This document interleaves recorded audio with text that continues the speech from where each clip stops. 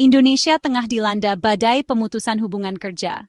Gelombang PHK ini telah menyapu berbagai sektor industri, mulai dari manufaktur hingga teknologi, meninggalkan jejak ketidakpastian dan kekhawatiran di kalangan pekerja.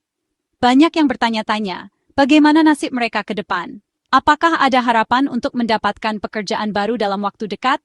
Data Kementerian Ketenagakerjaan dan lonjakan pengajuan jaminan kehilangan pekerjaan JKP menjadi bukti tak terbantahkan.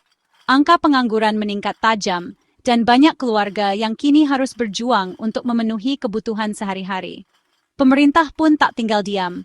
Berbagai upaya dilakukan untuk menanggulangi krisis ini. Namun tantangan yang dihadapi sangatlah besar.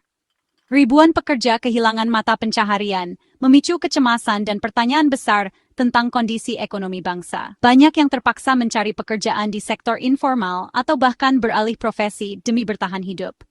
Situasi ini tidak hanya berdampak pada individu, tetapi juga pada keluarga dan komunitas mereka. Menteri Ketenagakerjaan, Yasir Lee, mengungkap akar masalah PHK yang terjadi sejak Januari hingga 23 April 2025.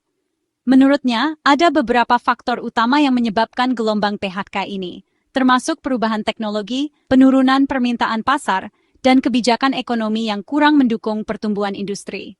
Tercatat, 24.036 pekerja harus rela kehilangan pekerjaan di periode tersebut. Angka ini mencerminkan betapa seriusnya situasi yang dihadapi oleh dunia kerja di Indonesia. Banyak perusahaan yang terpaksa melakukan efisiensi besar-besaran untuk tetap bertahan di tengah kondisi ekonomi yang sulit. Dari 25 faktor pemicu PHK yang dianalisis, 7 diantaranya menjadi momok paling menakutkan. Faktor-faktor ini meliputi perubahan teknologi yang cepat, globalisasi, kebijakan ekonomi yang tidak stabil, dan penurunan permintaan pasar. Setiap faktor ini memiliki dampak yang signifikan terhadap stabilitas pekerjaan di berbagai sektor. Apa saja penyebab utama di balik gelombang PHK yang mengkhawatirkan ini? Bagaimana perusahaan-perusahaan besar dan kecil menghadapi tantangan ini? Apakah ada strategi yang bisa diterapkan untuk mengurangi dampak negatif dari PHK ini? Pertanyaan-pertanyaan ini menjadi fokus utama dalam diskusi ekonomi saat ini. Bagaimana dampaknya terhadap perekonomian Indonesia?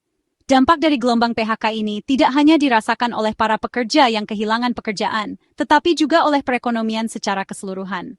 Penurunan daya beli masyarakat, peningkatan angka kemiskinan, dan ketidakstabilan sosial adalah beberapa dampak yang harus dihadapi.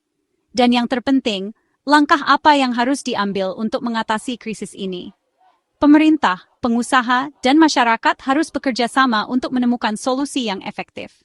Program pelatihan ulang, insentif bagi perusahaan yang menciptakan lapangan kerja baru, dan kebijakan ekonomi yang mendukung pertumbuhan industri adalah beberapa langkah yang bisa diambil.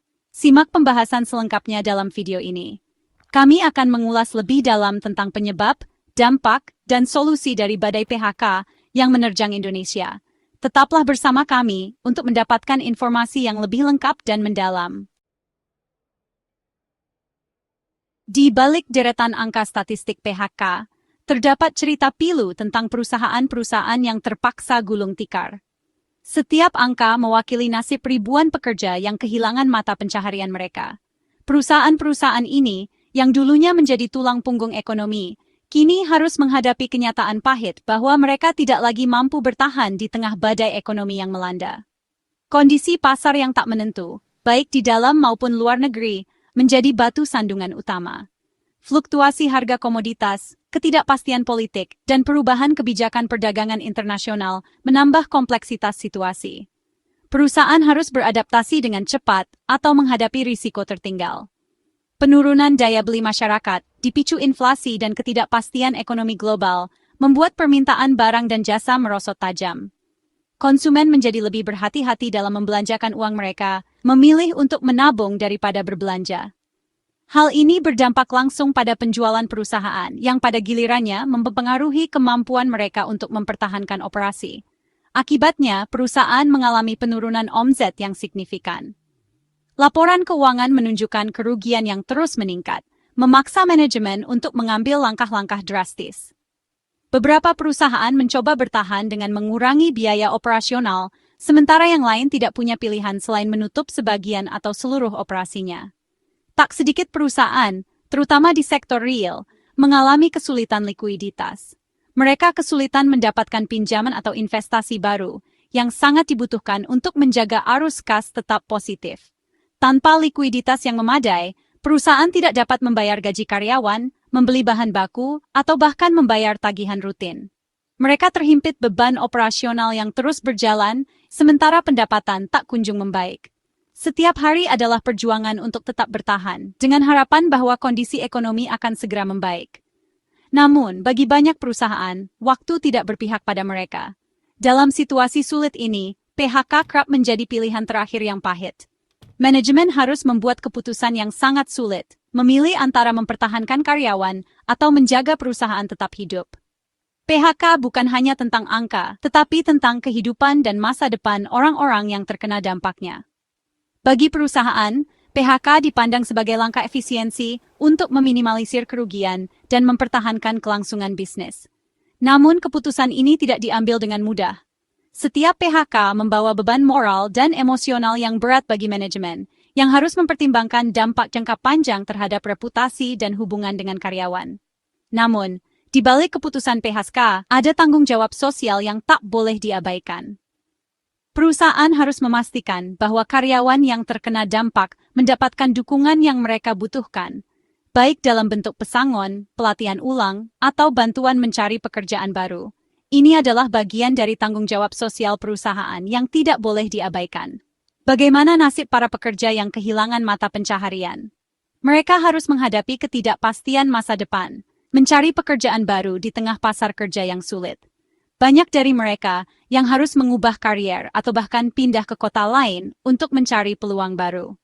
Bagaimana perusahaan menjalankan kewajibannya dengan manusiawi? Perusahaan harus berusaha untuk memberikan dukungan yang memadai, baik secara finansial maupun emosional. Program pelatihan ulang, konseling, dan bantuan penempatan kerja adalah beberapa cara yang dapat dilakukan untuk membantu karyawan yang terkena dampak. Pertanyaan-pertanyaan ini menuntut jawaban dan solusi konkret. Pemerintah, perusahaan, dan masyarakat harus bekerja sama untuk menemukan jalan keluar dari krisis ini. Hanya dengan kerjasama dan solidaritas, kita dapat mengatasi tantangan ini dan membangun masa depan yang lebih baik bagi semua. Badai PHK yang menerjang Indonesia bukanlah sekedar angka statistik, melainkan jeritan pilu ribuan pekerja yang kehilangan mata pencaharian. Setiap individu yang terkena dampak ini memiliki cerita, memiliki keluarga yang bergantung pada mereka, dan memiliki harapan yang kini terguncang. Ini adalah panggilan kesadaran bagi kita semua, untuk bersama-sama mencari solusi dan mencegah bencana ekonomi yang lebih besar. Kita tidak bisa hanya berdiam diri dan berharap badai ini berlalu dengan sendirinya.